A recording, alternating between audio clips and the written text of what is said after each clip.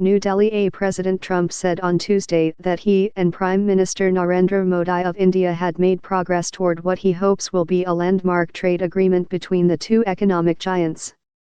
But there was no breakthrough to announce after formal talks on the second and final day of the president's visit, as Mr. Trump complained about steep Indian tariffs. A joint public appearance by the two leaders was long on florid language about the strength of their relationship and short on concrete results. While Mr. Trump had said before departing the United States that we may make a tremendous deal there, the two sides appeared far apart on major points of a trade pact.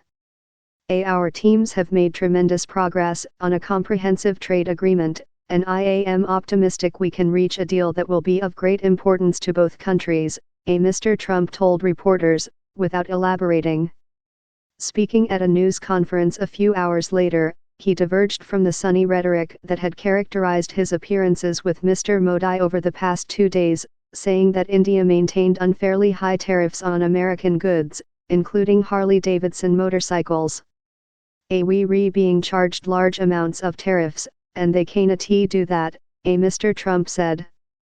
I want reciprocal. The United States has to be treated fairly. Such complaints were absent earlier in the day when the two leaders appeared before reporters in the lush garden of Hyderabad House, the iconic building typically used to host foreign leaders, and spoke in front of a backdrop of flags, flowers, and fountains. Mr. Trump and Mr. Modi celebrated a series of modest agreements that were set before the visit, including a $3 billion arms purchase and a letter of cooperation between ExxonMobil and India's energy sector. They agreed to create a joint counter-narcotics working group to reduce opioid abuse. We think we're at a point where our relationship is so special with India, it has never been as good as it is now, Mr. Trump said. We feel very strongly about each other, and we have done something that is very unique. As the two leaders spoke to journalists, smoke was rising into the sky in a different part of New Delhi where Hindu and Muslim mobs were battling each other in another day of violence over a new citizenship law, backed by Mr. Modi, which eases the way for migrants of all South Asian faiths other than Islam. The day before, at least 7 people were killed in the fighting in the Maujaipur district of Delhi, including a police officer. The clashes are the latest example of sectarian tensions that have swelled in recent years as Mr. Modi pursues policies that his critics say are aimed at turning India's secular democracy into a Hindu state, in which its 200 million Muslims are consigned to second-class status.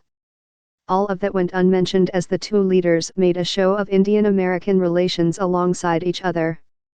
But when a reporter asked Mr. Trump later, at his solo news conference, about the citizenship law and resulting violence, the president glossed over the issue in rosy terms. We did talk about religious freedom, and I will say that the Prime Minister it was incredible what he told me, Mr. Trump said. He wants people to have religious freedom, and very strongly they have really worked hard on religious freedom, Mr. Trump said. We talked about it for a long time, and I really believe that's what he wants. The two leaders took no questions at their joint appearance before the news media. Although Mr. Modi has taken questions from reporters while overseas next to other world leaders, he is the first prime minister in recent memory to not have held any news conferences in India. Mr. Modi treated Mr. Trump to a rally of 125,000 people at a giant cricket stadium in Ahmedabad on Monday, an event meant to appeal to the American president's love of crowds and spectacle, and welcomed him to the presidential palace on Tuesday with the roar of guns and an honor guard of red-uniformed soldiers on horseback. At his news conference, Mr. Trump was basking in the glow of that event. Nobody else that came here got the kind of reception that I got, Mr. Trump said in response to a question about American limits on H-1B visas for Indians. Someone said it was greatest greeting ever given to any head of state of any country, Mr. Trump added, even though it was not even the largest crowd ever to welcome an American president to India. He did gently urge Mr. Modi's government to respect freedom on the internet, which the Indian government has shut down repeatedly.